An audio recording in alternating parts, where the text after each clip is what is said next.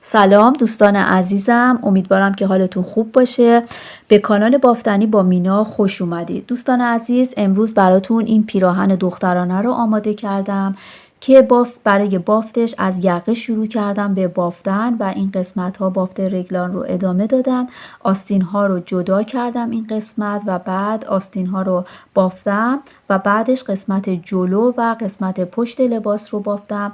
این قسمت ها دونه اضافه میشه و بافت بندینک داریم و این لباس برای کودک 1.5 تا 2 سال مناسب هستش و من در پایان ویدیو توضیح دادم که چطور میتونیم برای کودک بزرگتر و یا کوچکتر هم این رو ببافیم. امیدوارم که از این بافت خوشتون بیاد دوستان. من برای این بافت از میل سیمی شماره 3.5 استفاده کردم و از کانوای ناکو استفاده کردم، الیت بیبی که ضد حساسیت هستش و بسیار برای کودکان مناسب هستش. شماره رنگش هم 1469 هست و من 3 تا کانوا که گرفتم 100 گرمی هستش. اینقدر کانوای سوم مونده، 100 گرم و 250 متر هستش.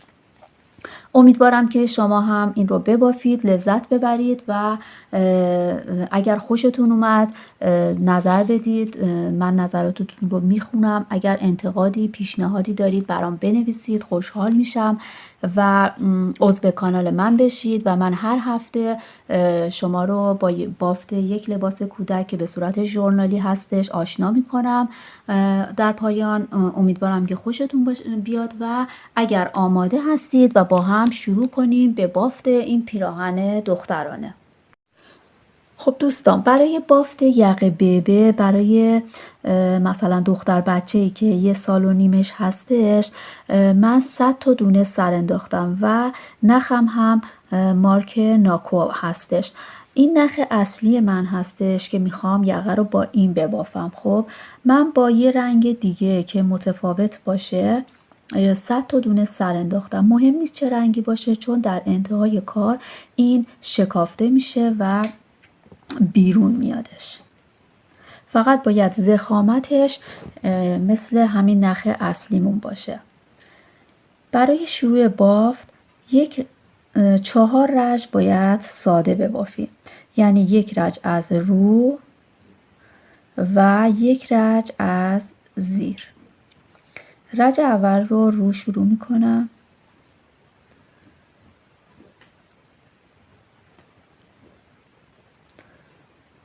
و بعد این رو باید گره بزنیم. من این رج رو تا انتها باید از رو ببافم به این شکل.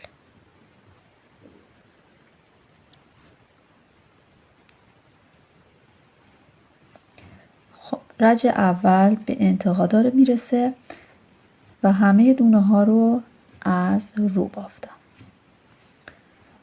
به این شکل.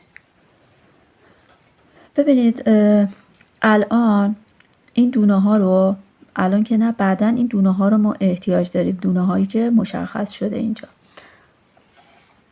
حالا رج بعد تمام دونه ها از زیر بافته میشه. الان ما 1 رج بافتیم، این رج دوم تمام دونه ها از زیر. پس 1 رج از رو، 1 رج از زیر و 4 رج باید به این شکل ببافیم.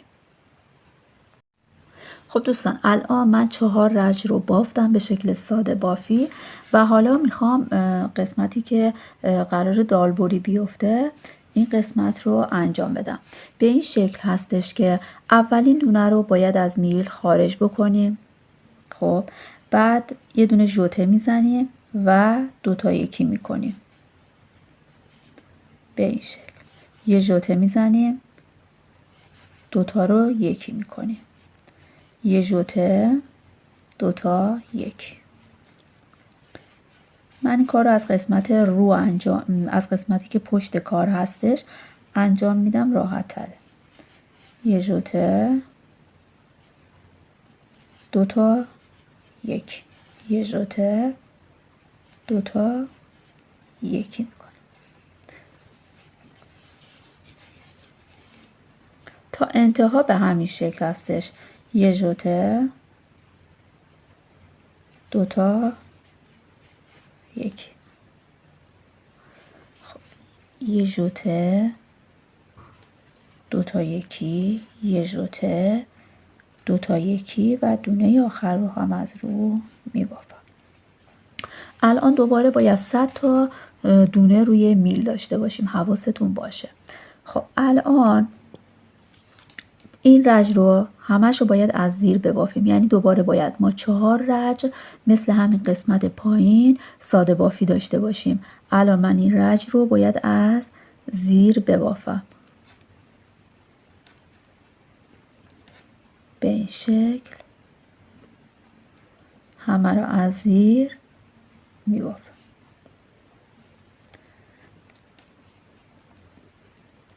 پس این قسمت رو، این رج رو تا انتها همه رو از زیر میبافم. یک رج دوباره از رو میبافم، 2 رج، دوباره یه دونه از زیر، 3 رج و یه رج، 4 رج باید ببافیم. خب دوستان ببینید، بعد از اینکه من این مدل رو انداختم 4 رج ساده بافتم مثل قسمت پایین که 4 رج بافته بودم. خب الان این قسمتی که با یه نخ دیگه سر انداختم، نگاه کنید این دونه های گلبه‌ای رنگ رو میبینید از این سمت. خب دونه دونه با یه میل دیگه همه رو بگیرید، به این صورت نگاه کنید. این اولی، خب دومی، سومی، همه رو به این شکل داخل یه میل دیگه اینا رو تا انتها بگیرید. این برای کسایی که تازه این کار رو شروع کردن خیلی ساده هستش، یعنی به شکل خیلی ساده این یاد میگیرن، وگرنه میشه اصلا با نخ خودش، با نخ اصلی سر بندازی و دونه ها رو بگیری. اما برای کسایی که تازه بافت رو شروع کردن، مبتدی هستن و براشون سخت هستش که دونه ها رو تشخیص بدن کدومو بگیرن، این روش خیلی مناسب هستش و به سادگی میتونن این رو ببافن. به این شکل تا انتها من دونه ها رو ببینید با یه میل دیگه گرفتم. به این شکل تا انتها دونه های این رنگ رو میگیریم.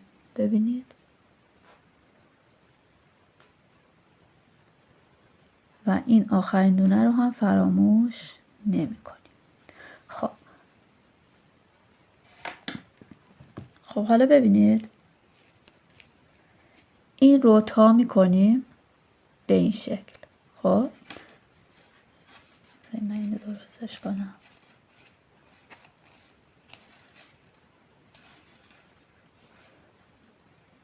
این رو به این شکل تا می کنیم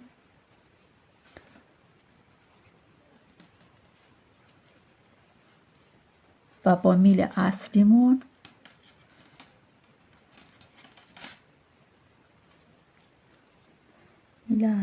این نیست، اینه. خب با میل اصلیمون شروع میکنیم به بافتن. این نخ رو این سمت میذاریم.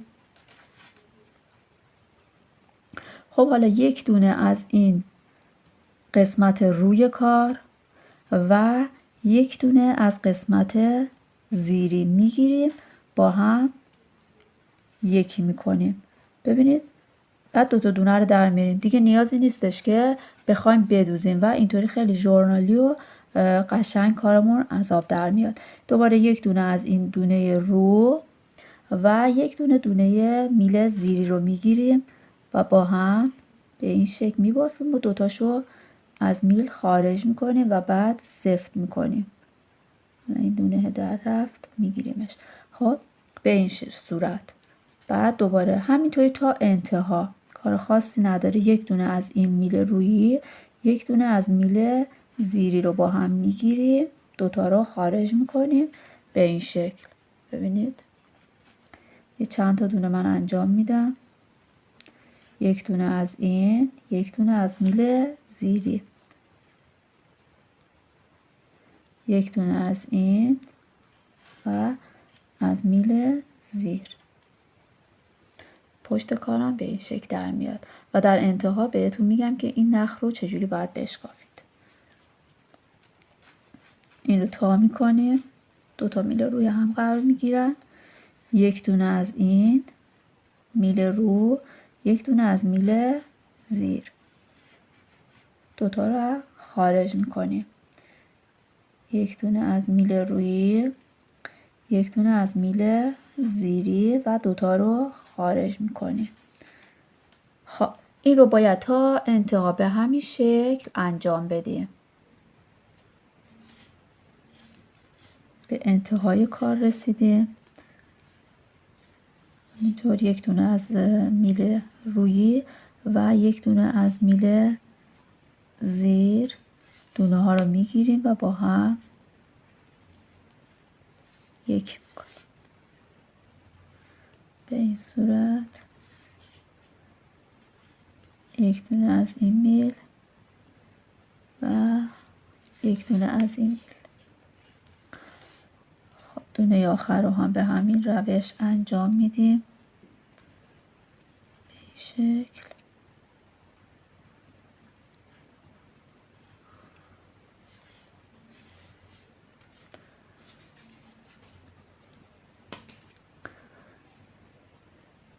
خب الان به این صورت در اومد.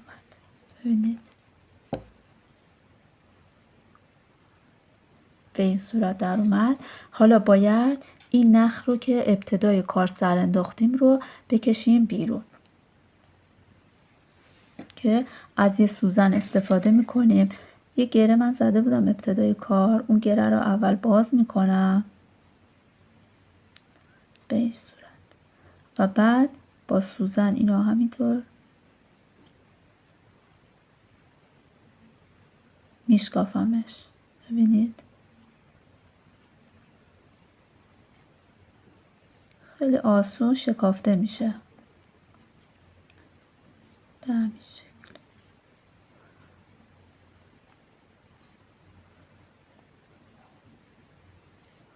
وقتی نختون زیاد شد اینو میتونید بچینید که کارتون آسون تر بشه. هر دفعه دوباره شروع میکنیم همینطوری این رو میشکافیم. من این رو تا انتها به همین شکل میشکافم.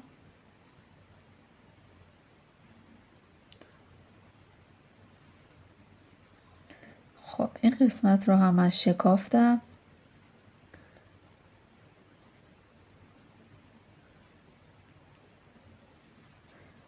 خب به این شکل در اومد. خب حالا از این به بعد من میخوام بافتم بافت رکن باشه. خب باید همه دونه ها رو یک رج از زیر ببافم. دونه اول رو در میارم و بعد همه رو از زیر میبافم به این شکل.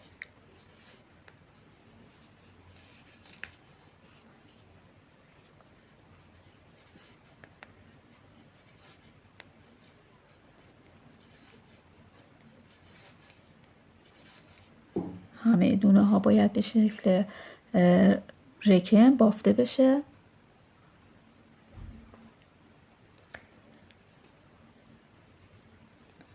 به انتهای رج رسیدیم. پس یک رج همه رو بافت رکنمون رو بافتیم به این شکل. الان این سمت روی کار در نظر میگیریم. ببینید و این سمت میشه پشت کارمون به این شکل. خب از این به بعد باید بافت رکن ببافیم و یه تقسیم بندی داره که الان بهتون میگم. ببینید اولین دونه رو در میاریم و شروع میکنیم به بافت رکن. 17 تا 1 2 17 تا رو اول جدا میکنیم. 2 تا 3 4 5 6 7 8 9 10 11 12 13 14 15 16 17 و یک دونه از این گیره ها من میزنم و بعد بقیه رج رو باید همینطوری به صورت بافت رکن ببافیم تا برسیم به این 17 تای قسمت آخر. خب رسیدم به 17 تا دونه قسمت آخر. 2 4 6 8 10 12 13 14 15 16 17. به این 17 تا dune که رسیدم باید برگردم. نختون رو بندازید اون سمت که حالت رکن به وجود بیاد. خب بعد شروع میکنیم. دونه اول رو نبافته وارد میل میکنم و بعد دوباره اینو شروع میکنم به بافت رکن تا برسم به این علامت گذار. خب الان رسیدم به این علامت گذار. این دونه آخر رو هم میبافم.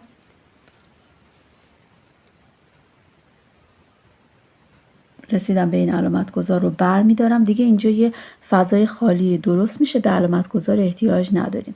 و بعد نخ رو میندازم اون سمت و برمیگردم دوباره بافت رکن میبافم. بافت رکن میبافم تا برسم به این قسمت 17 تا. الان رسیدم این رج رو بافتم رکن و رسیدم به این 17 تا دونه که این قسمت گذاشته بودم و اینجا یک فضای خالی به وجود اومده. خب الان ما کم کردن داریم، به این صورت که باید از این 17 تا دونه که اینجا هستش مثلا توی این رج 2 تا 1 بکنیم. خب اگر من به این همین شکل 2 تا 1 انجام بدم اینجا یه سوراخ میفته. برای اینکه این سوراخ رو بین ببریم ببینید از این بافت رکنی که اولین بافت رکنی که پایین هستش میبینید یک دونه بگیرید به این شکل. خب بگیرید. خب حالا این که جزء دونه ها حساب نمیشه. این 2 تا دونه این سمت با این یه دونه‌ای که گرفتید برای اینکه سوراخ نیفته رو از این سمت ببینید از این سمت 3 تاشو 1 بکنید به این شکل. خب دیگه اینجا سوراخ نمیفته و بافتتون هم ترتمیزتر هستش. و بعد برگردید، نخ رو بگیرید اون سمت. ببینید الان چند تا دونه مونده؟ 2 4 6 8 10 12 13 14 15 تا دونه مونده. درسته؟ چون که ما کور کردیم و دونه رو این سمت دونه های وسط انداختیم. خب الان نخ رو اون سمت گرفتیم و دوباره بافت رکنمون رو انجام میدیم. یعنی همه رو از زیر میبافیم به این صورت. بعد یادتون باشه کاری که مثلا این سمت انجام میدید برای این 17 تا دونه این سمت هم باید انجام بدید دقیقا. خب الان دوباره من این رو میبافم بافت رکن تا برسم به دونه های این سمت. خب الان این رج رو بافتم. ببینید رسیدم به این فضای خالی که اینجا به وجود اومده. دوباره دقیقا باید همون کاری که برای این قسمت انجام دادیم این قسمت هم انجام بدیم. پس یک دونه از اینجا من میگیرم به این شکل و بعد اینا رو 3 تا رو با هم باید از این سمت ببینید که بعد دونه ها رو گشادشون بکنیم که راحت تر بتونیم کار انجام بدیم. از این سمت دونه ها رو 3 تا رو با هم 1 میکنیم. ببینید این کار رو برای این انجام میدیم که این قسمت یقه به شکل هلالی بالا بره، چون یقه به داریم میبافیم. و بعد نخ رو اون سمت میندازم و دوباره همین کار رو تکرار میکنم. دوباره این رج رو میبافم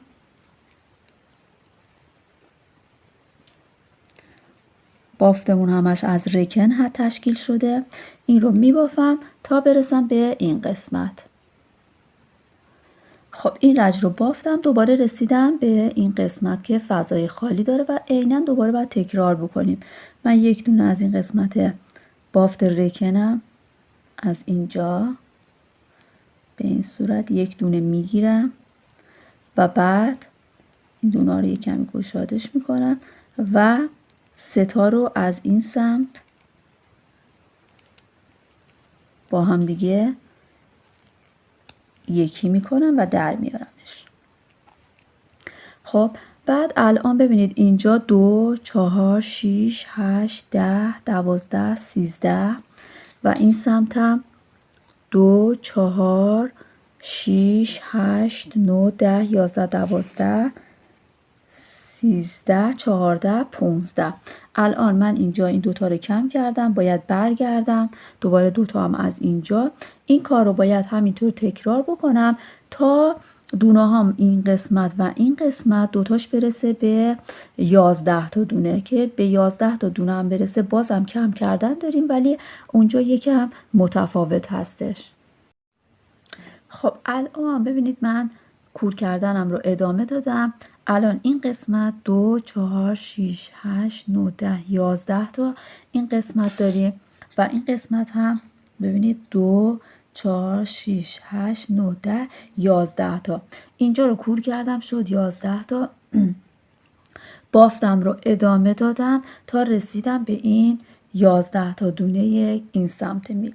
ببینید الان برای کور کردن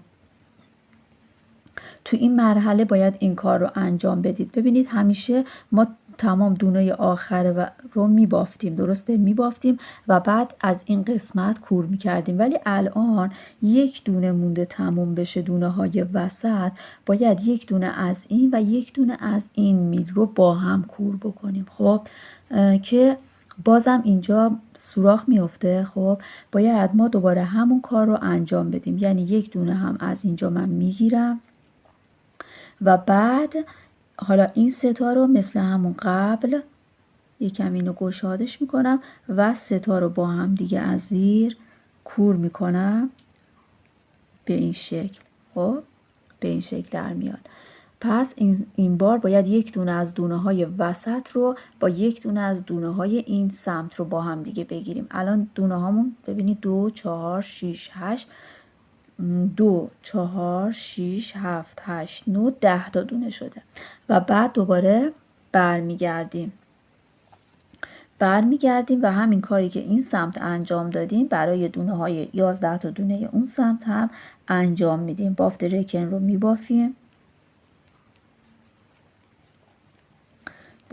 رو میبافیم تا برسیم به 11 تا دونه. خب الان من دوباره این رج رو بافتم، رسیدم به یک دونه آخری که برای دونه های قسمت وسط هستش. خب که دوباره باید همون کار رو تکرار بکنم. این دونه رو نبافته وارد میل میکنم، یک دونه از این قسمت ببینید از این قسمت میگیرم، دونه رو وارد میکنم و یک دونه هم ببینید این دونه‌ای که گرفتم، این دونه هم که برای دونه های وسطه و این دونه هم که دونه های این قسمت هستش. اینا رو یکمی بازش میکنم، یکم باز کنید کافیه و بعد ستاشو با هم دیگه از زیر کور میکنم به این شکل در میاد. الان این برم باید 10 تا باشه، 2 4 6 8 9 10. بعد دوباره برمیگردم میبافم، همین کار رو تکرار میکنم. دوباره این رو میبافم، برمیگردم اینجا، یک دونه از این قسمت، یه دونه هم از اینجا میگیرم که سوراخ نیفته و یک دونه هم اینجا میبافم، دوباره نخ رو زیر میندازم، برمیگردم، همین کار رو تکرار میکنم به این شکل کور کردن رو تا دونه هایی که این قسمت و این قسمت هستش، این قسمت و این قسمت میمونه به 4 تا دونه باید برسه. خب الان ببینید توی این قسمت 1 2 3 4 تا دونه مونده و این سمت هم ببینید 1 2 3 4 تا دونه مونده. الان یقمون به این شکل در اومده، اینم قسمت پشت.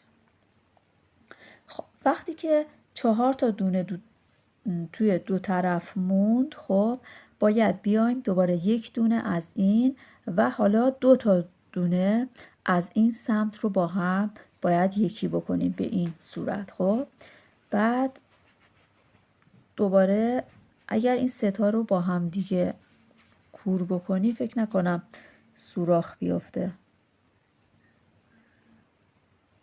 خب ببینید اینجا سوراخ نیفتاد. خب این رو به همین صورت کور میکنیم و بعد برمیگردیم بافت رکنمون رو ادامه میدیم.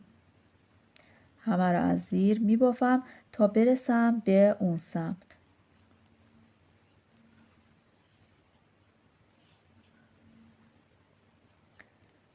این رو میبافم تا برسم به 4 تا دونه اون سمت. خب الان رسیدیم به این 4 تا دونه این سمت که دقیقا مثل همون طرف باید انجام بدیم. 1 دونه از قسمت وسط و 2 تا دونه این بار از قسمت این میل باید با هم دیگه یکی بکنیم. یکم دونه ها رو گشادش میکنم و بعد از این سمت 3 تاشو یکی میکنم به این صورت و بعد دوباره برمیگردم و بافت رکنم رو میبافم.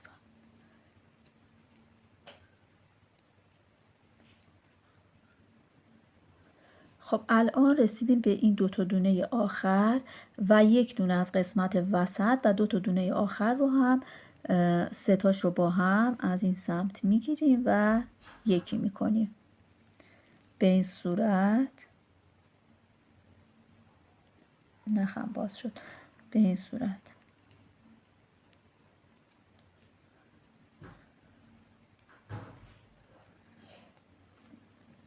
خب حالا دوباره باید این رو در میارم، بافت رکنم رو میبافم تا برسم به اون سمت و اون سمت هم همین کار رو باید تکرار بکنم. خب حالا این قسمت هم دقیقا مثل همون سمت این 3 تا رو دوباره باید با هم یکی بکنیم.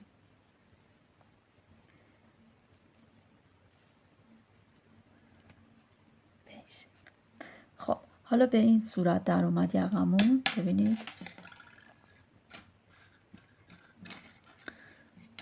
به این شکل در اومده، این سمت هم به این شکل. خب الان این قسمتی هستش که مثلا میخواد تا بخوره یقه، به خاطر این میایم از این قسمت های جلو بعد 5 تا دونه، از این سمت هم 5 تا دونه و 6 تا دونه هم از این قسمت های وسط باید کم بکنیم که میشه 16 تا دونه باید کم بشه. اولین دونه رو من در میارم و بافتمون هم دوباره رکن هست. دومی رو میبافم، اینجا 2 تا یکی میکنم. این اولین کور کردنمون 1. دوباره 2 تا میبافم، یه دونه از این سمت، این 2.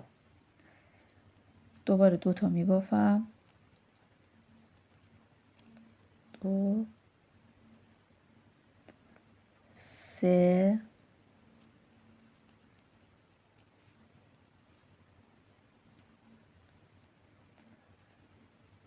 4 4 تا دونه اینجا کم کردم، 5 تا. و بعد حالا اینجا 3 تا میبافم و کم میکنم. این 6مین دونه،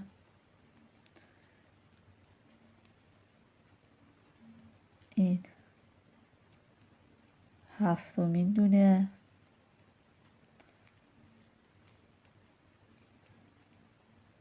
این 8مین دونه که کم کردم،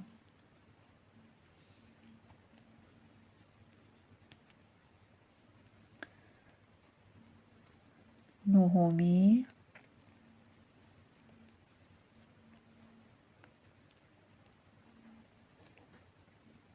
دهمی و دیگه از اینجا دهمی،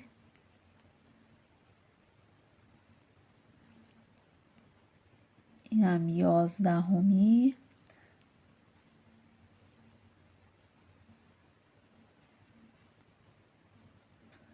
حالا اینجا دیگه 2 تا باید کم کنیم.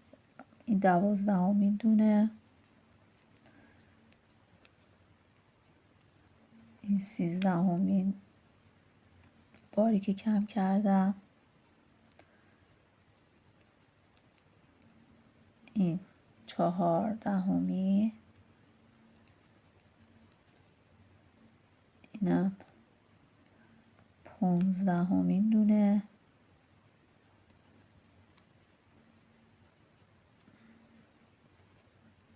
اینم 16مین دونه و دونه آخر رو هم میبافم. به این صورت. الان دونه هایی که روی میل مونده 56 تا دونه باید باشه که من شمردم 56 تا دونه هستش. حالا این قسمت یقه که اینجا تموم شده باید اینجا 8 تا دونه این سمت اضافه بکنیم و 8 تا دونه این سمت اضافه کنیم. شما به هر روشی که مثلا بلد هستید میتونید اینجا 8 تا دونه اضافه بکنید. حالا یه روشی هم من بهتون یاد میدم. خب اولین دونه رو باید در بیاریم با استفاده از قلاب و بعد ببینید حالا با قلاب این رو میگیریم. این الان یک دونه، این یه دونه. بعد دوباره این رو دور این میله بپیچید و با قلاب در بیارید. 2 تا 3 تا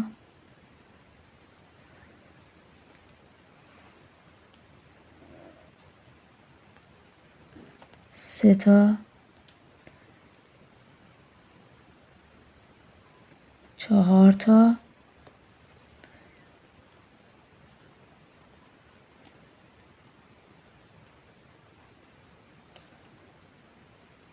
5 تا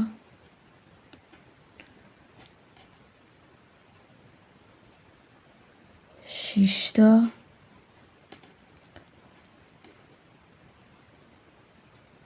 7 تا و این دونه آخر رو هم باید 8 تا سر بندازیم. این دونه که برای خودش بود. خب یک دونه دیگه سر میندازم 8 تا و دونه آخر رو میندازم روی میل. قلاب رو در میارم و دیگه به قلاب احتیاج نداریم. حالا شما هر شکل دیگه ای که دوست دارید میتونید سر بندازید.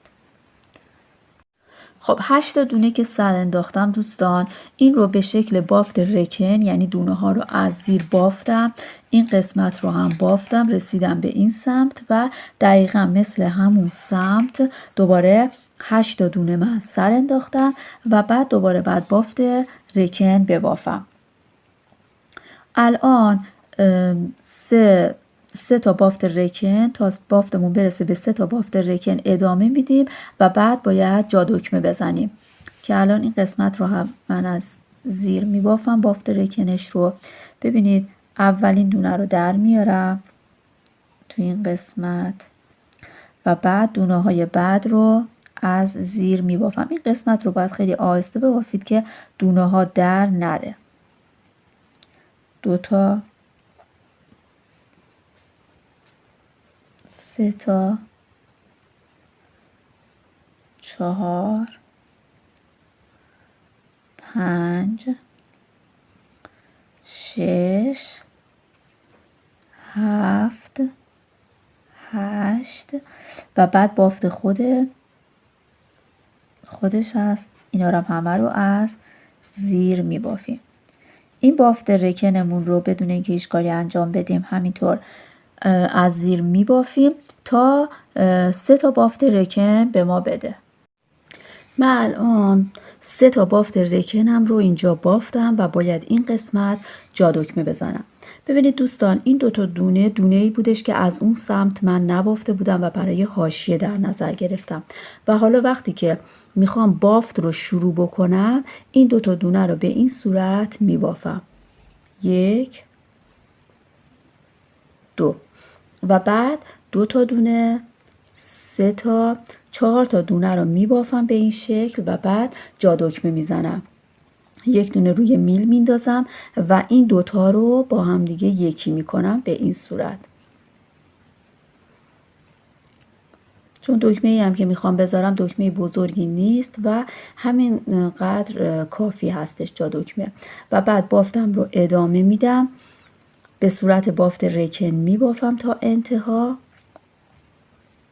و به این 2 تا دونه آخر هم که رسیدم این رو نمیبافم و رج برگشت بافته میشه. به همین صورت این بافت رو ادامه میدیم تا این قسمت که میشماریم بافت رکن ما 5 تا شده باشه.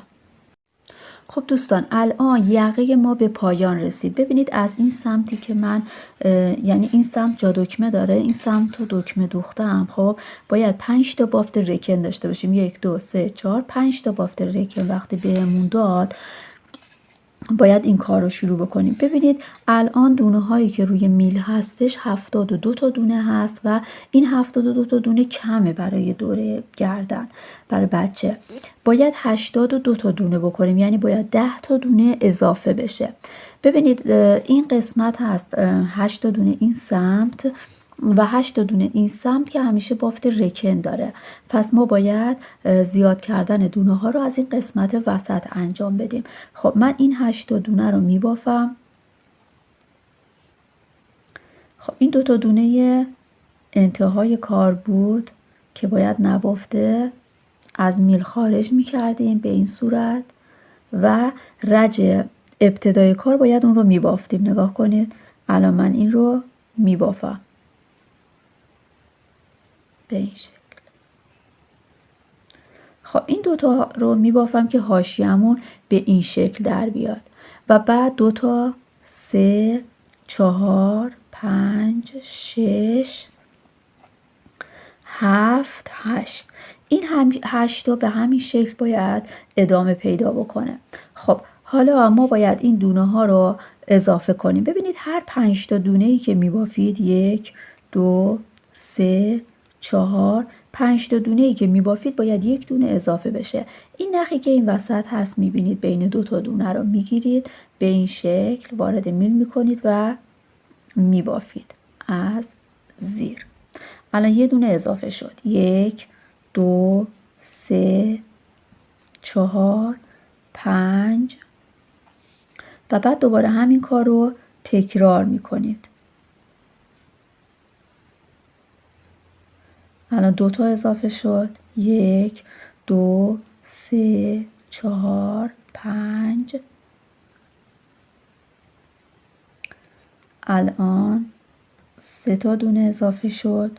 به همین صورت 5 تا میبافید 1 دونه به همین شکلی که گفتم دونه اضافه میکنید. به انتها هم که رسیدید ممکنه اینجا 6 تا دونه بمونه آخرش که مهم نیست. شما دونه‌تون رو اضافه بکنید به این 8 تا دونه که رسیدید بافت رکن رو ببافید و رج پشت رو همه دونه ها رو از سمت رو ببافید. خب دوستان الان یک قسمت رو من بافتم، دونه اضافه کردم، دونه هام رسید به 82 تا و بعد اون سمت رو هم بافتم. فقط حواستون باشه این 8 دونه این سمت و این سمت رو بافت رکن ببافید. خب قسمت رو بافتم و الان رسیدم به قسمت زیر. تقسیم بندی ها رو انجام دادم. ببینید تقسیم بندی ها به این شکل هستش که ما 82 تا دونه داریم روی میلمون که این 82 تا دونه 15 تاش رو قسمت جلو در نظر گرفتم و علامت گذار رو زدم و بعد 2 تا برای قسمت رگلان در نظر گرفتم علامت گذار زدم. بعد 11 تا دونه برای آستین، 22 تا دوباره برای رگلان، خط رگلانمون 22 تا برای قسمت پشت لباس و این سمت هم دقیقا مثل همین 2 تا برای رگلان، 11 تا آستین، 2 تا برای خط رگلان و 15 تا برای قسمت جلو. طبق این من تقسیم بندی هام رو انجام دادم و این علامت گذارها رو زدم. 15 تا دونه انتخاب کردم، علامت گذار زدم، 2 تا دونه برای رگلان و علامت گذار زدم و به همین ترتیب انجام دادم. دوستان ببینید قسمت یقه یه سمتش همیشه تمیزتر از سمت دیگه در میاد. الان سمتی که مثلا منظمتر هستش برای من این قسمته که ببینید به این شکل تا میخوره دیگه، به این شکل تا میخوره و این نمای روی کار من میشه. خب پس الان ببینید طوری باید در نظر بگیرید و ببافید که چون میخوام ساده بافی داشته باشیم دیگه. خب الان این قسمت پشت یقه میشه. از اینجا به بعد باید ساده بافی که انجام میدیم، یعنی الان دو رجم انجام دادیم، خب اینجا میشه قسمت روی لباس.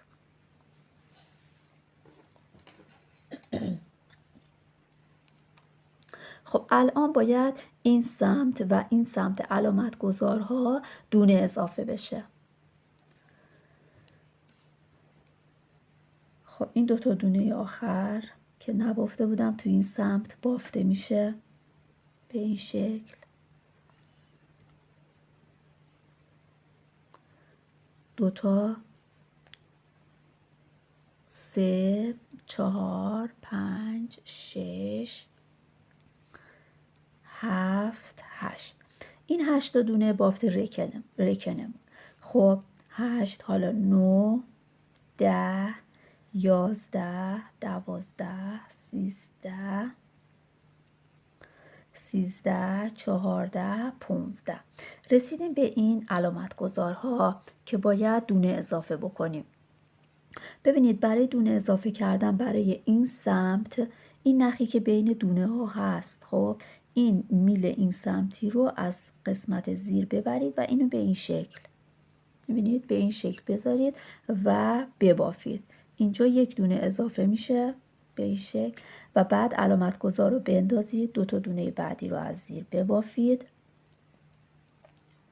علامت گذار رو بزنید و یک دونه هم بعد اینجا اضافه کنید. این رو به این صورت اضافه کنید. اون قسمت میل رو از زیر بردید، این قسمت از رو بعد ببرید و بعد دونه رو ببینید به این شکل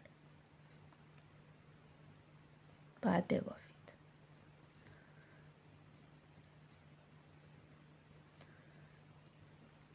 به این صورت. خب و بعد ادامه میدیم 1 2 3 4 5 6 7 8 9 11 تا دونه و بعد دوباره اینجا به همین شکلی که این قسمت دونه اضافه کردیم باید دونه اضافه کنیم. ببینید به این صورت. بعد این رو از این طرف میگیریم و میبافیم. علامت گذار رو میندازیم، دو تا دونه رو میبافیم، علامت گذار رو میندازیم و بعد دوباره این قسمت، حالا میل رو از این سمت میندازیم و میبافیم به این صورت.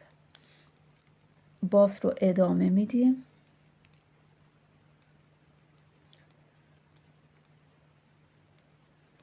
قسمت پشت رو میبافم من، 22 تا دونه بود. ببینید اینجا قسمت ساده بافی ما هستش و اینجا قسمت پشت یقه هست، حواستون باشه.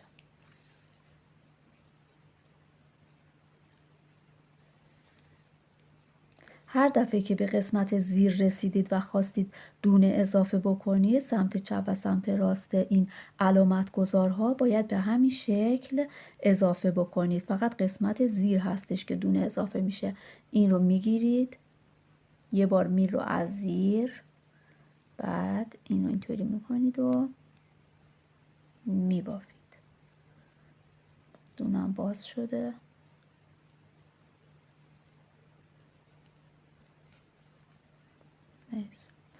و بعد علامت گذار رو میندازید، دو تا دونه از زیر، علامت گذار رو میندازیم و بعد دوباره این، حالا میل رو از رو میندازید که میتونید به این صورت بکنید که راحت تر ببافید. دونه ها رو میبافیم. من این رژ رو کلا بافتم که دونه اضافه کردن رو شما کامل یاد بگیرید.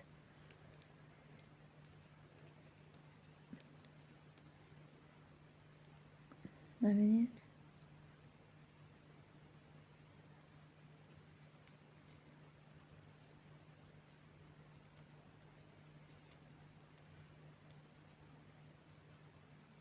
این رو به این صورت.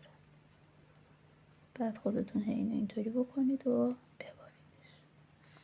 خب دوستان ببینید الان ما رسیدیم به 2 4 6 8 10 12 14 15. به این 15 تا دونه جلو رسیدیم. برای اینکه این قسمت یکم خودش رو به سمت جلو بندازه و گردن بچه رو مثلا اذیت نکنه، باید این کاری که الان براتون توضیح میدم رو انجام بدید. نباید به شکل ساده همینطور ادامه بدیم. ببینید این دونه ای که از زیر هست اینجا میبینید، خب 15مین دونه، این نخ رو بندازید زیر، این دونه رو وارد میل بکنید، این نخ رو بیارید دوباره رو، این دونه رو دوباره برگردونید.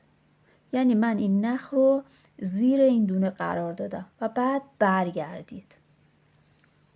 خب برگردید، نخ رو بیارید روی کار. حالا بعد این قسمت از رو ببافیم. از رو بافتن هم که دیگه نمیخواد تو این قسمت دونه اضافه بکنیم. این رو من از رو میبافم به همین شکل.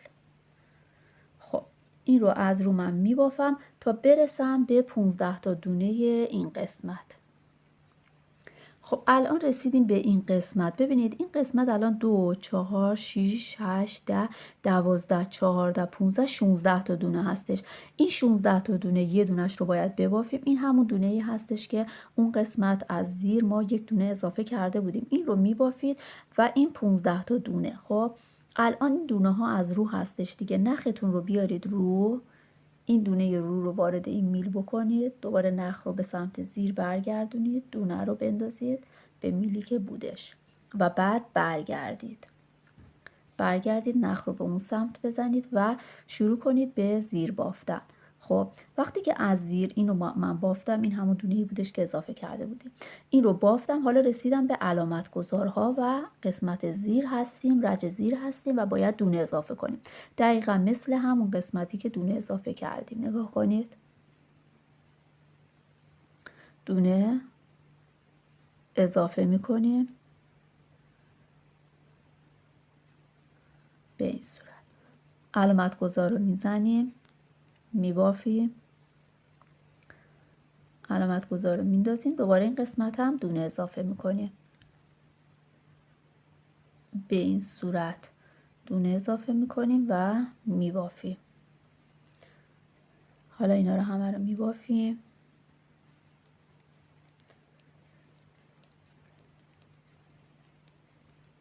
خب به همین شکل میبافیم تا برسیم به این قسمت.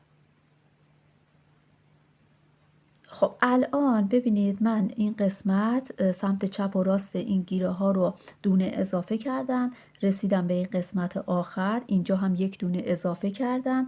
بعد این دونه رو من میبافم، دونه ای که از قبل اضافه شده بوده رو میبافم. الان رسیدم به این دونه ای که اون کار رو روش انجام دادم، نخ رو از زیر رد کردم و برگشتم. ببینید اینجا از این قسمت میشه تشخیص بدید این دونه همون دونه هستش که نخ رو رد کرده بودم. حالا ببینید وقتی که قسمت زیر هستید، این نخی که رد کرده بودیم رو روی میل بندازید به این شکل و حالا دوتاش رو با هم دیگه ببافید. ببینید به این شکل در میاد. خب بعد از اینکه این کار رو انجام دادید، 2 تا دونه ببافید و بعد دوباره همون کار رو تکرار بکنید. این میل رو در بیارید، نخ رو از زیر بکشید این سمت، بعد این رو بندازید روی میل، بعد حالا برگردید، نخ رو بیارید رو و این قسمت رو از رو ببافید همه رو. خب این قسمت رو همه رو از رو ببافید تا دوباره برسیم به این قسمت. خب الان من رسیدم به این انتها. ببینید این دونه هایی که از قبل زیاد کرده بودیم رو میبافیم. خب بعد الان رسیدیم به این همون دونه ای هستش که نخ رو از روش رد کرده بودیم. ببینید این قسمت مشخصه، سمت زیر دونه یه نخ اضافی میبینید. ببینید این نخ رو بعد چون که از رو میخوایم ببافیم، ما دونه از رو هستش، بعد ببینید این نخ رو بگیرید، الان این نخ رو بگیرید همینطوری بندازید روی میل. خب و این دوتا رو با هم ببافید، اینو ببافید و بعد دوباره مثل همون قسمت 2 تا دونه رو میبافم و بعد دوباره این کار رو باید تکرار بکنیم. نخ رو بیارید سمت رو، وقتی دونمون از رو هستش نخ رو بیارید سمت رو، دونه رو وارد این میل بکنید، دوباره نخ رو ببرید زیر، دونه رو بندازید و برگردید. ببینید این قسمت یه نخ اینطوری میفته. خب حالا نخ رو اون سمت دونه ها از زیر هستش، از زیر میبافیم و بعد دوباره باید دونه اضافه بکنیم به همون روشی که گفتم. این رو از زیر میگیرید، دونه رو اضافه کردید و میبافید به این شکل. اینو میندازید، 2 تا دونه رگلان رو میبافید و بعد دوباره اینو به این شکل. ببینید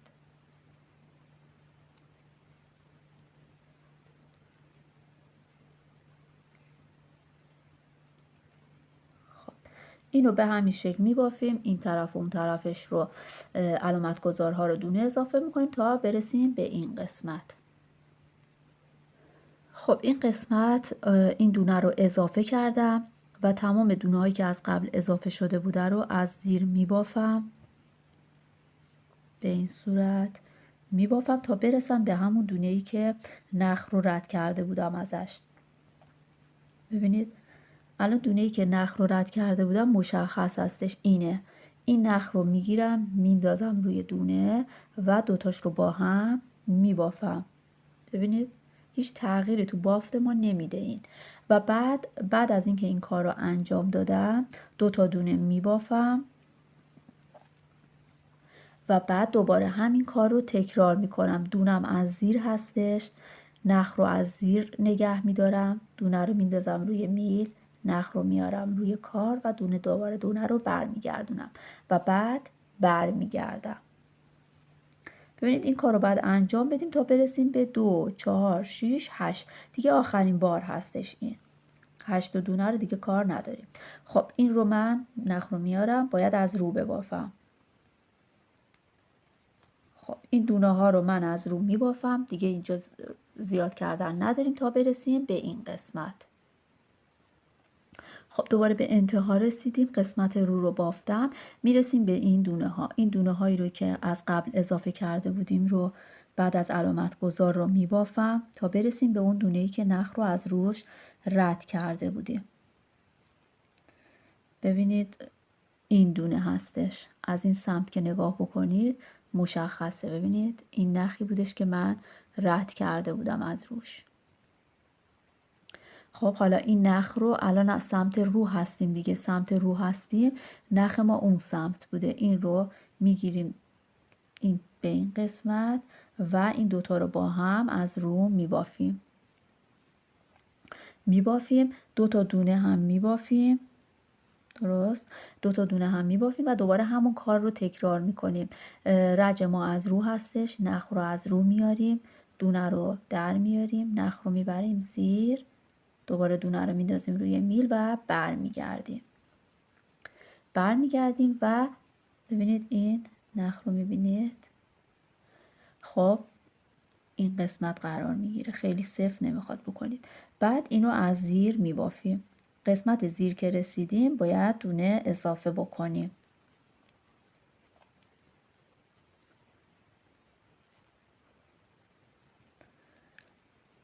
الان اینجا 2 4 6 8 رسیدیم.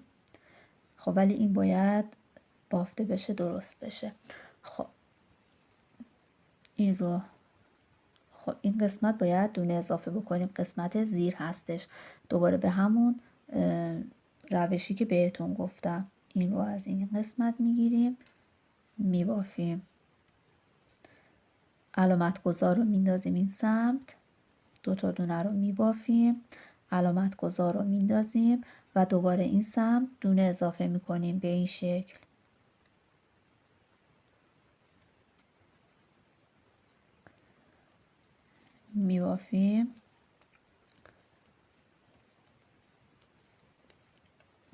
میبافیم تا برسیم به این سمت و اضافه کردن رو هم فراموش نمی کنیم.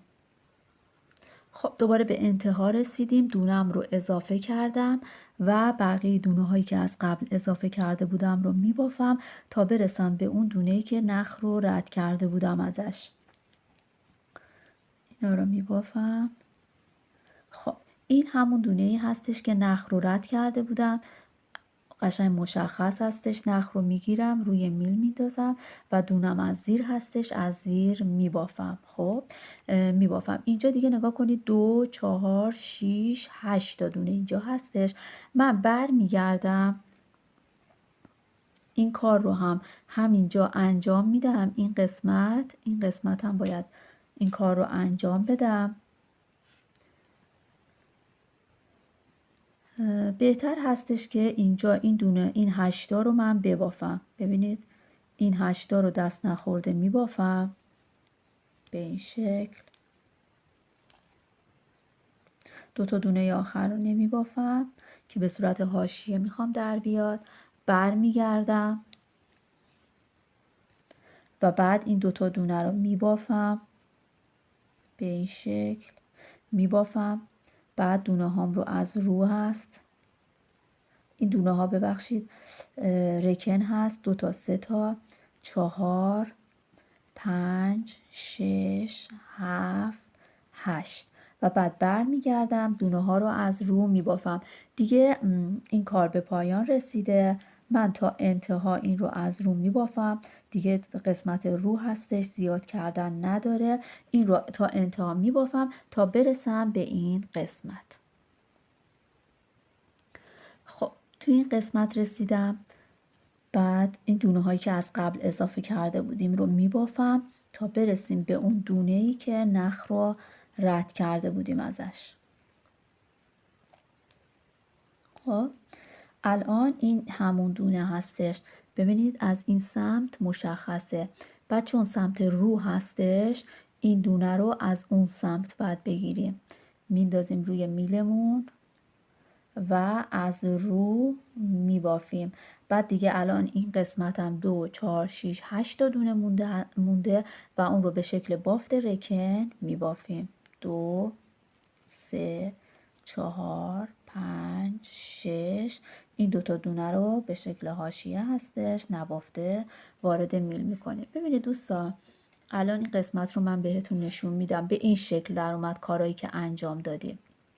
میبینید این باعث میشه که یقه به سمت بالا کشیده نشه و خودش رو بندازه و گردن بچه هم دیگه اذیت نمیشه و به شکل ژورنالی هستش. نباید این قسمت رو مثلا ساده همینطور ببافیم و دونه اضافه بکنیم، خوب از آب در نمیاد. به این شکل در اومد این سمت رو هم میخوام بهتون نشون بدم. نگاه بکنید به این شکل در اومد.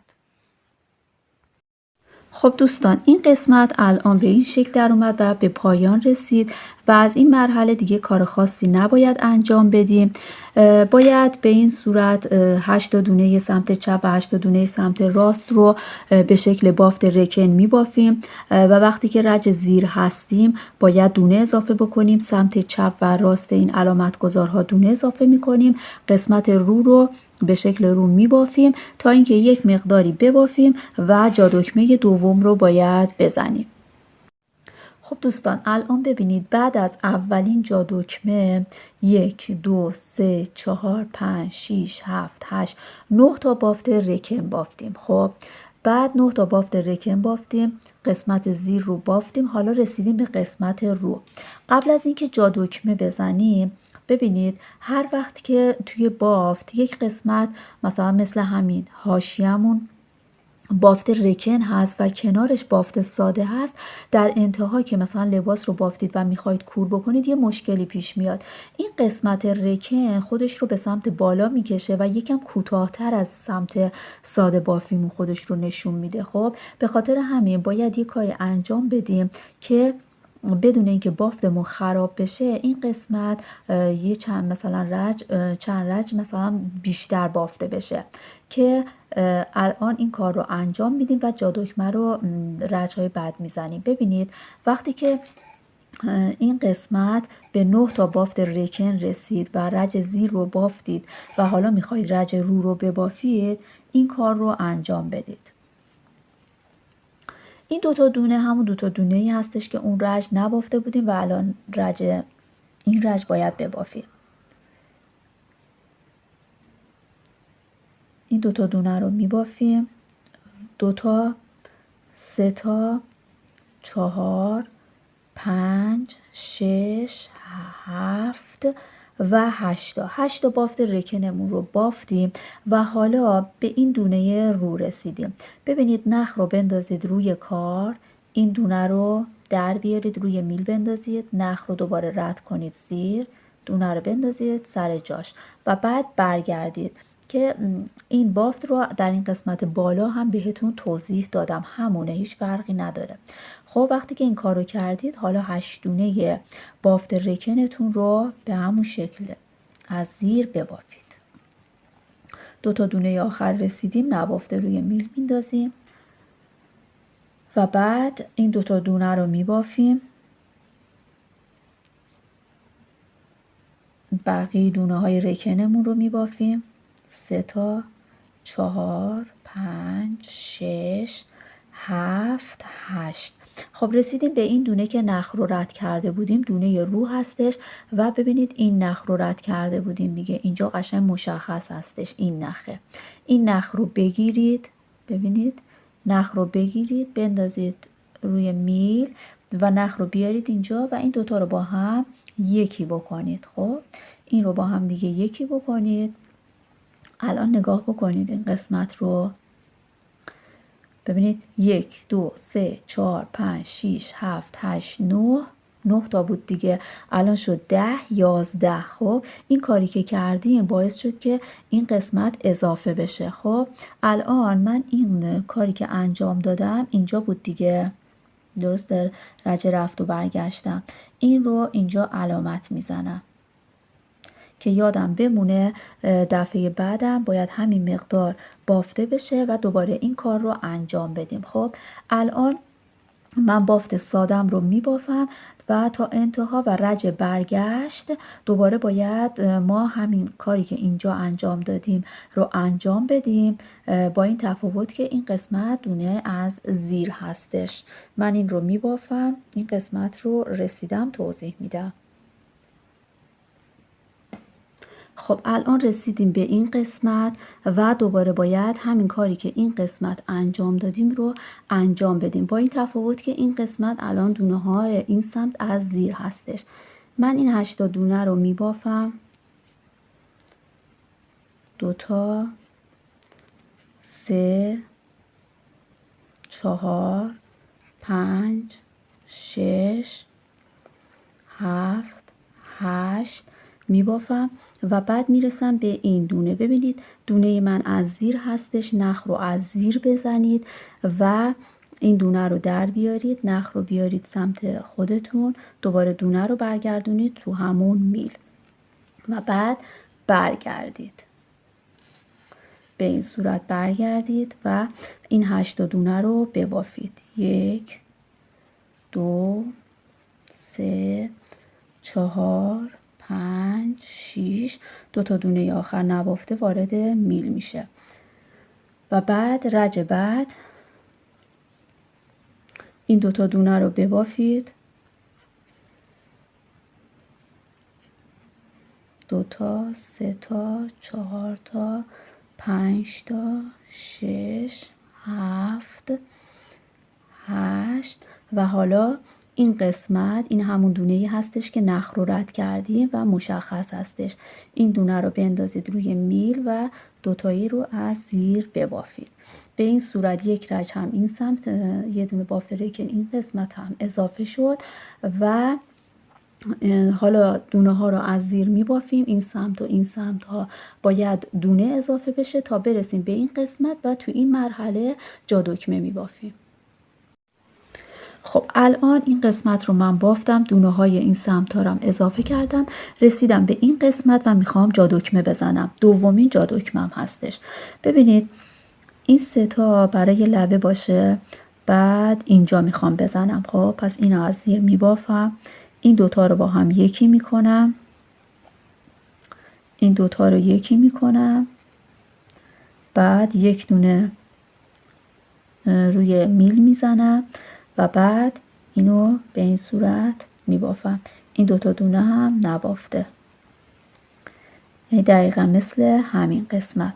خب حالا از این به بعد ببینید باید شما 9 تا بافت رکن رو ببافید. 9 تا که بافتید، بعد دهمی که میخواهید بندازید باید این کار رو انجام بدید، هم این سمت هم اون سمت، و بعد از اینکه رفت و برگشت رو انجام دادید جا دکمه سوم رو هم باید باز بکنیم. خب ببینید دوستان، الان من سومین جا دکمه رو هم زدم و اون بافت رفت و برگشتی که اینجا اضافه کرده بودم که رج بیشتری داشته باشم و که در انتها گفتم که این خودش رو بالا میکشه، به خاطر همین باید چند رج اضافه تر ببافیم.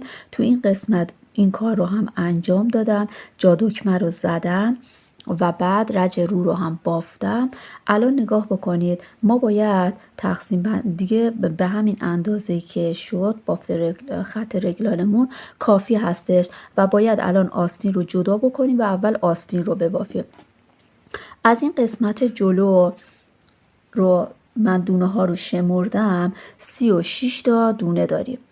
درسته، 36 تا دونه داریم اینجا و قسمت آستین هم 55 تا دونه داریم که توی دو قسمت ما کم کردن داریم. ببینید دیگه از اینجا به بعد فقط الان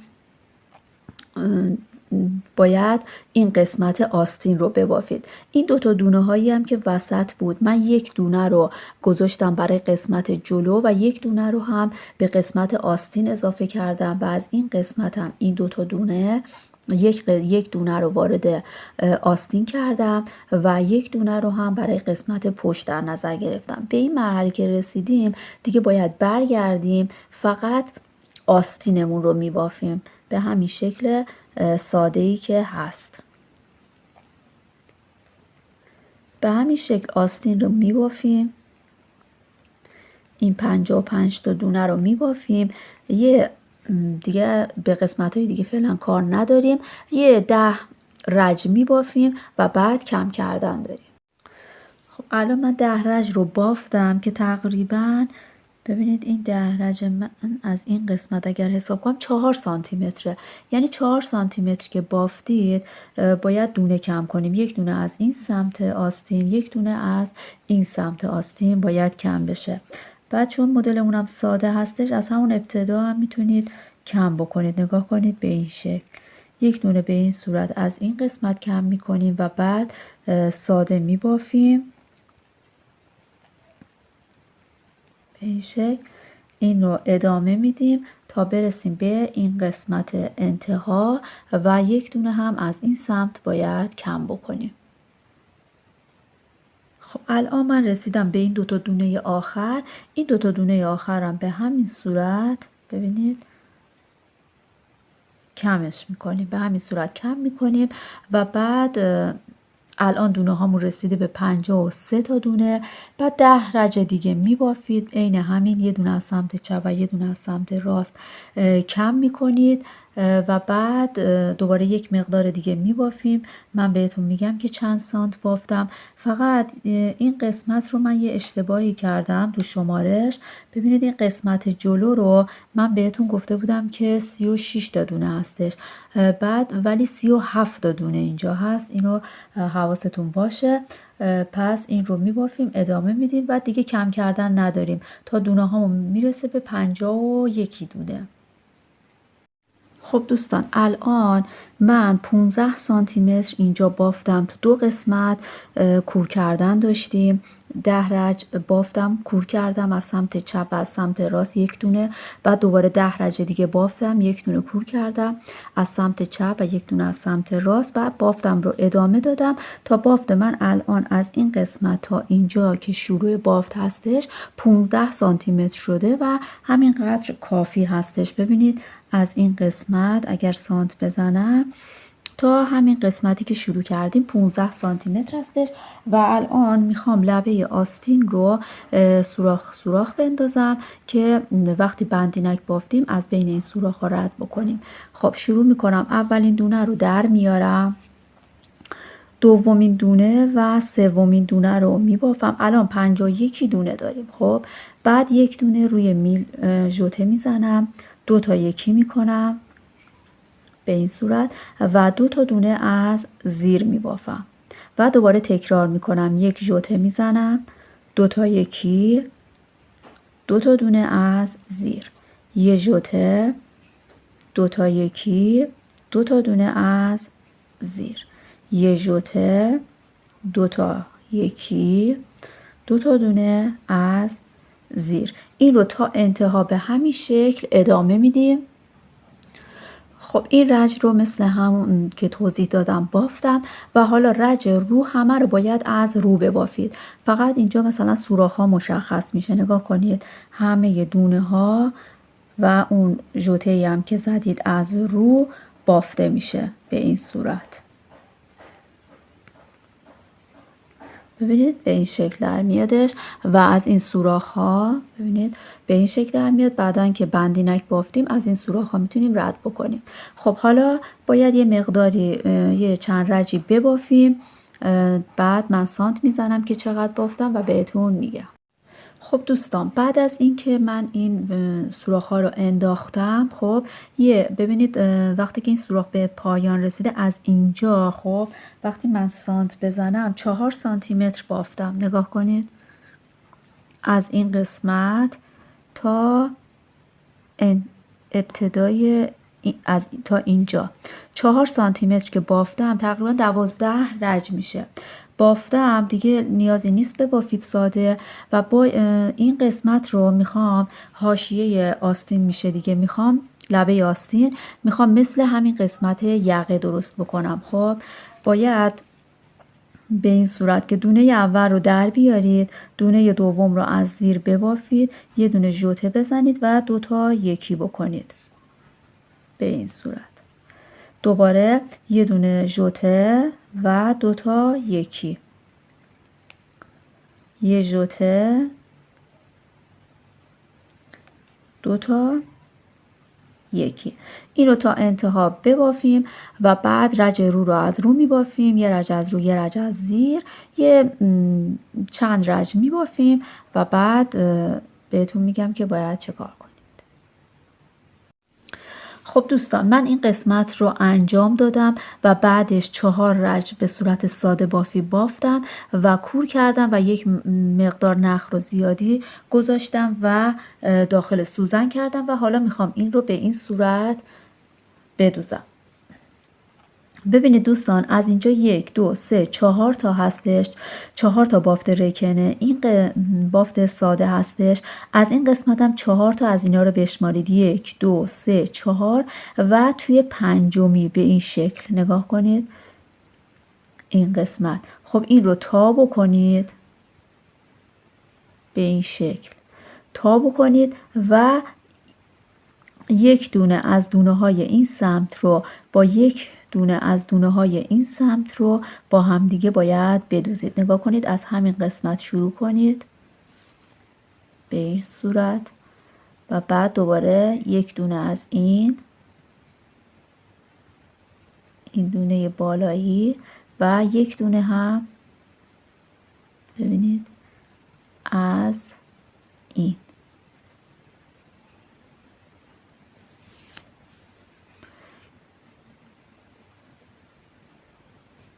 به این صورت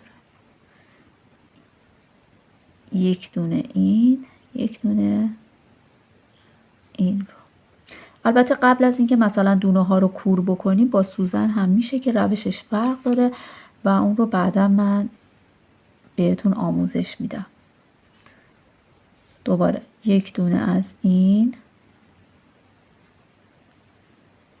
دونه بالایی و یک دونه از دونه بالایی. خیلی هم نمیخواد سفتش کنید. دوباره یک دونه از این دونه بالا، یک دونه از دونه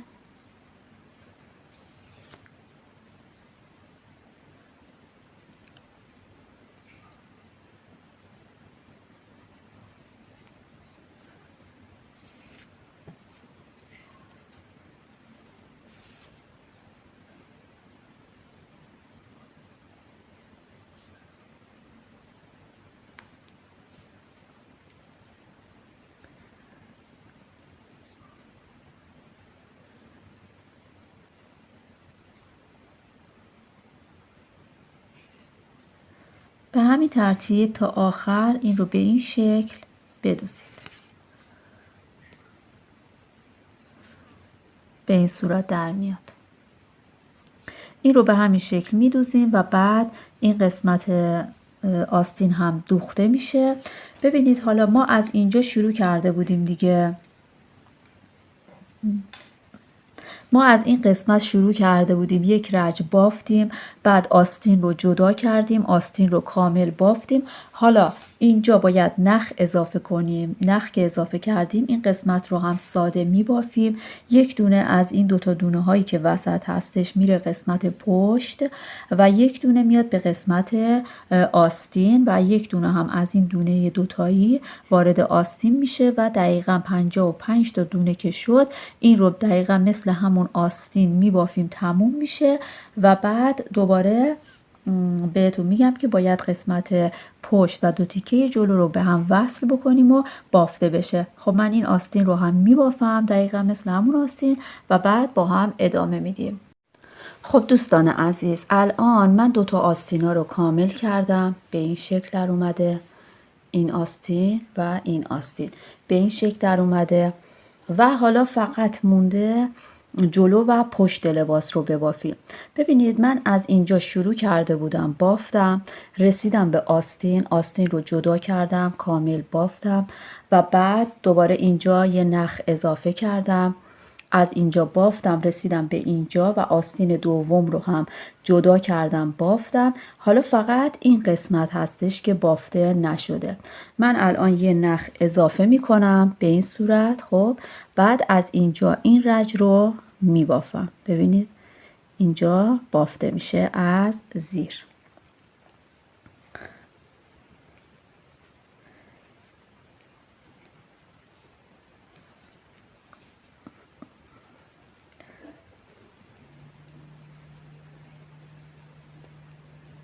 این رو تا انتها به این شکل می بافم.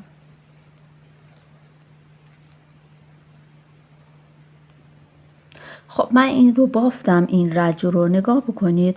ببینید این قسمت رو که یادتونه که چجوری بافتم. خب هر از جا دکمه که حساب بکنیم 1 2 3 4 5 6 7 8 9 تا بافت رکن که بافتم توی دهمی که میخواستم ببافم این کار رو انجام دادم تا پایان. حواستون باشه باید این کار رفت و برگشت رو انجام بدید که لباس ما آخر سر که کور میکنیم درست وایسه.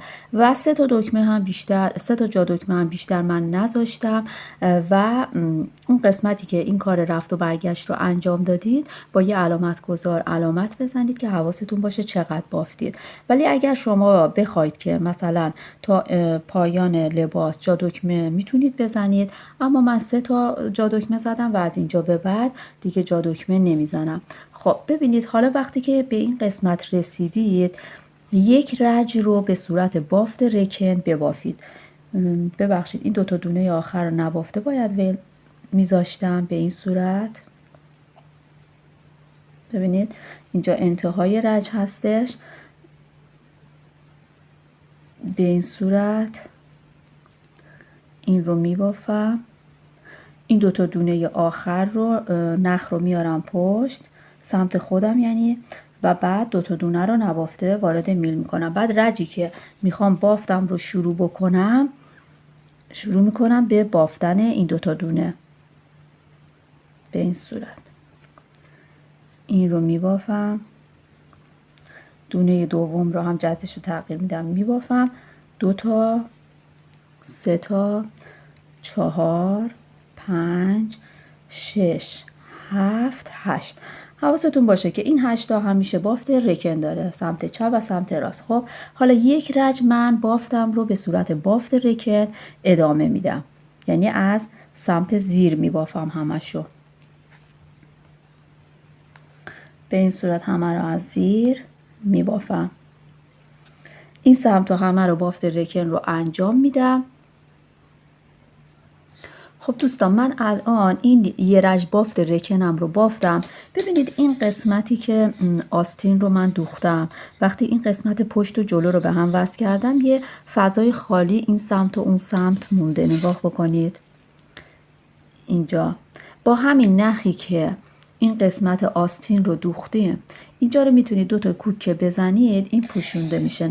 ببینید با همین نخ که آستین رو دوختید 2 تا اینطوری، اینو باید ببخشید، ببینید با همین نخی که آستین رو دوختید میتونید این قسمت فضای خالی که درست شده رو 2 تا کوک بزنید، هم این سمت هم این سمت. ببینید یه همچین فضایی هستش، با همین نخا میتونید این رو بپوشونید. خب حالا این رج ما زیاد کردن داریم، نخم اینجا هستش، درست. خب باید اینجا زیاد بکنیم. دکمه رو من باز کنم. این 8 تای اول که دست نخورده باقی میمونه و هیچ کاری نباید روش انجام بدیم. 1 2 3 4 5 6 7 8. این 8 تا رو همینطور میبافیم و حالا رسیدیم به این قسمت. ببینید برای قسمتی که میخوایم که مثلا به صورت پیراهن گشاد بیفته، خب از این قسمت باید این رو دونه اضافه کنیم. هر 5 تایی که بافتید نگاه کنید، 1 2 3، هر 4 تایی که بافتید توی 5مین دونه به این شکل ببینید یک بار این رو از این زیر ببافید. خب باید 1 دونه اضافه کنیم، پس 4 تا بافتیم و توی 5مین دونه یه دونه اینطوری میبافیم و این رو این دونه رو خارج نمی کنیم. دوباره از این سمتش هم 1 دونه به این شکل نگاه کنید میبافیم. اینطوری یه دونه تبدیل شد به 2 تا. میبینید 1 2، یعنی اینجا دونه اضافه کردیم. دوباره 1 2 3 4، تو 5می 1 دونه میبافیم و 1 دونه هم از این سمتش میبافیم. دوباره 1 2 3 4 5، 1 دونه به این شکل، 1 دونه هم به این شکل بافته میشه. تا انتها این کار را انجام میدیم و دونه اضافه میکنیم.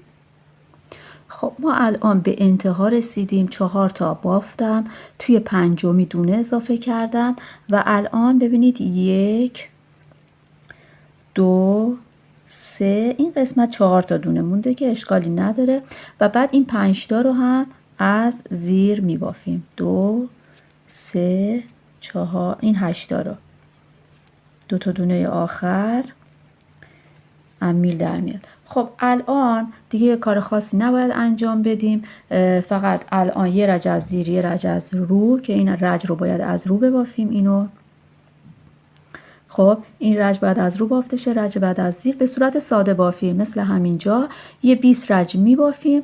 دوباره باید همین کار رو تکرار بکنیم. یه رج از بافت رکن باید استفاده بکنیم و بعد دوباره اضافه کردن داریم.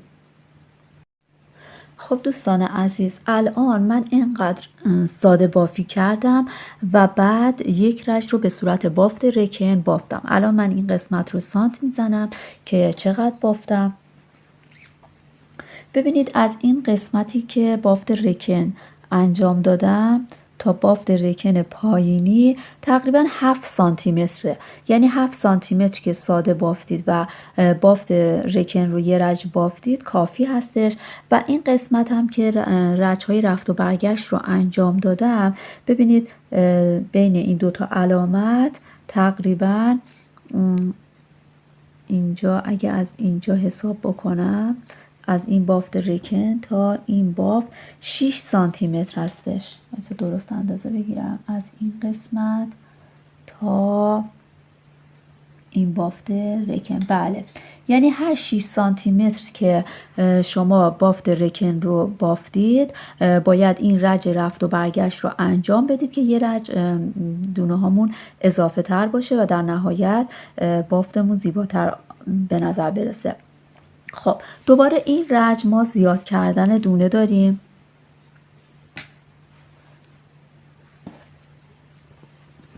خب دوستان این 8 رج رو، این 8 دونه رو به شکل بافت رکن میبافم مثل همیشه. 1 2 3 4 5 6 7 8. این 8 رو بافتم. حالا ببینید توی این قسمت 4 تا دونه میبافتیم، تو دونه پنجم دونه اضافه میکردیم. خب الان 5 تا دونه من میبافم. 1 2 3 4 5 تا دونه میبافم و تو دونه ششم به این صورت دونه اضافه میکنم. 1 دونه از زیرش میبافم و 1 دونه هم از این سمتش میبافم و اینجا تبدیل به 2 تا دونه شد و 1 دونه اضافه شد. خب دوباره 1 2 3 4 5 تا میبافم، توی دونه ششم دونه اضافه میکنم. حالا شما به هر روشی که میتونید دونه اضافه کنید، فرق نمیکنه. فقط تفاوتش این هستش که شما مثلا اینجا باید 6 تا، اینجا 6 تا ببافید و بعد دونه اضافه کنید. مثلا به این صورت هم میتونید دونه اضافه بکنید و بعد دوباره 5 تا میبافم. 1 2 3 4 5 و تو دونه ششم 1 دونه هم از این سمت میبافم.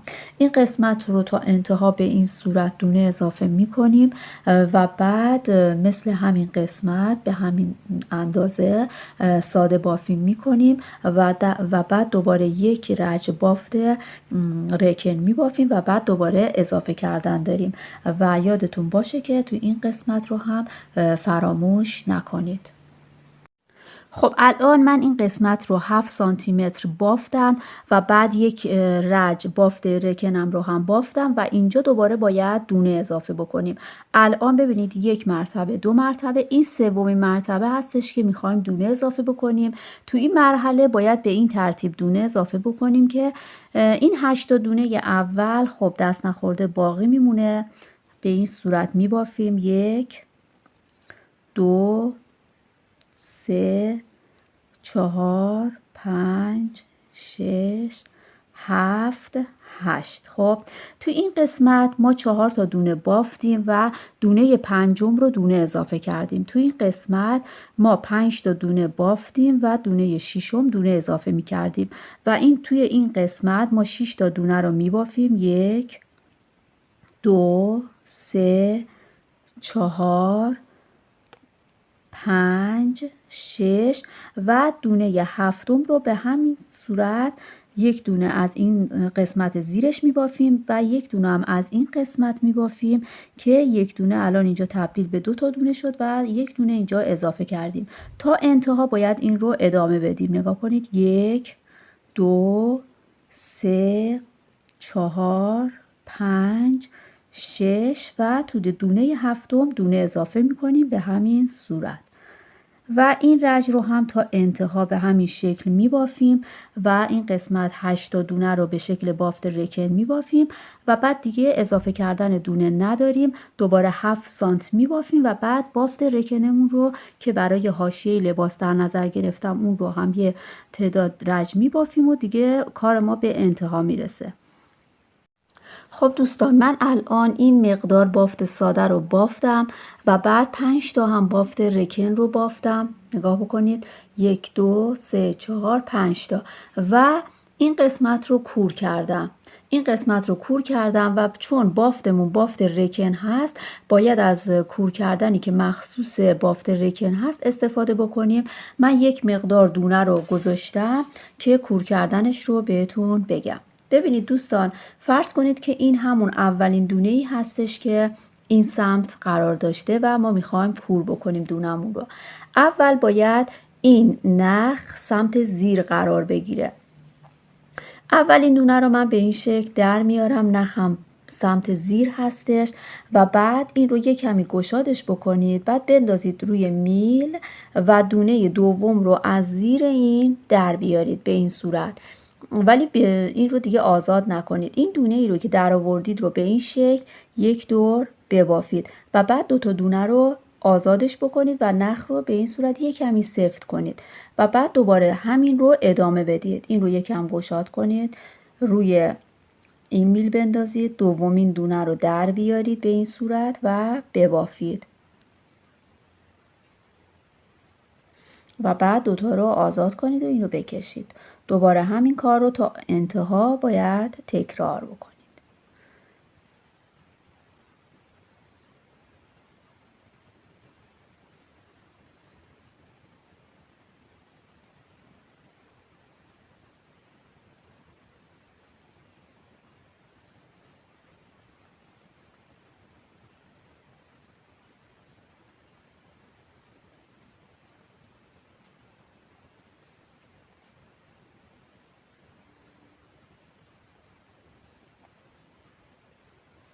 خب دوستان، من این رو تا انتها کور میکنم.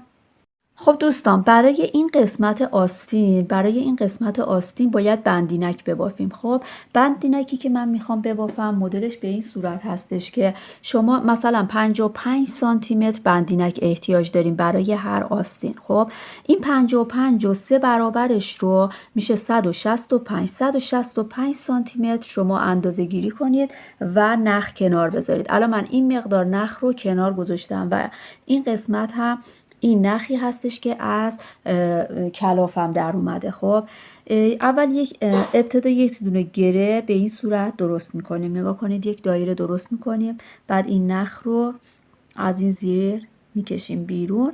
اینجا یک دایره درست کردیم.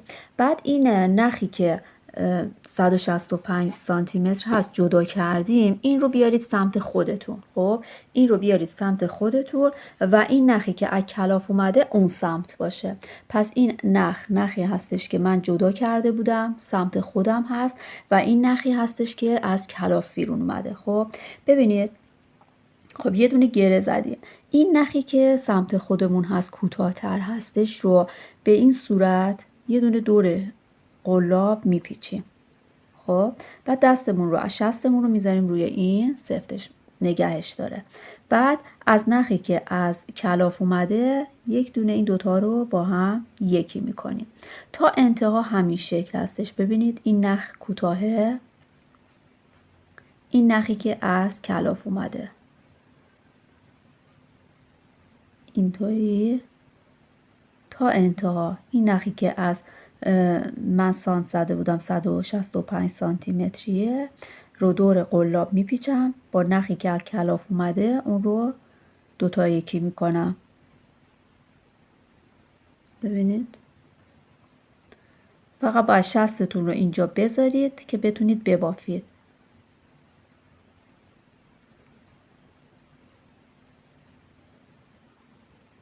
به این صورت.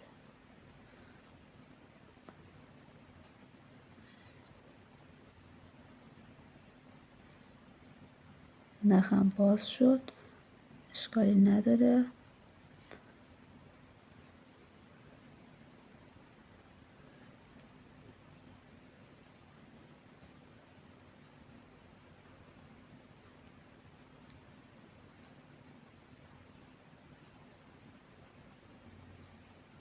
ببینید الان به این شکل در اومده. بعد این رو ادامه میدید تا این نخ کوتاهتون تموم بشه. من الان 2 تا باید از اینا ببافم.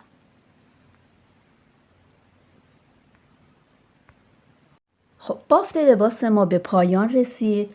قسمت پایین لباس به این شکل در اومده و این بندینک هایی که بافتم رو هم با استفاده از یک سنجاق از توی این سوراخ ها رد کردم و گره زدم. به این صورت در اومده 2 تا آستین و 3 تا دکمه رو هم دوختم و الان اندازه ها رو بهتون میگم.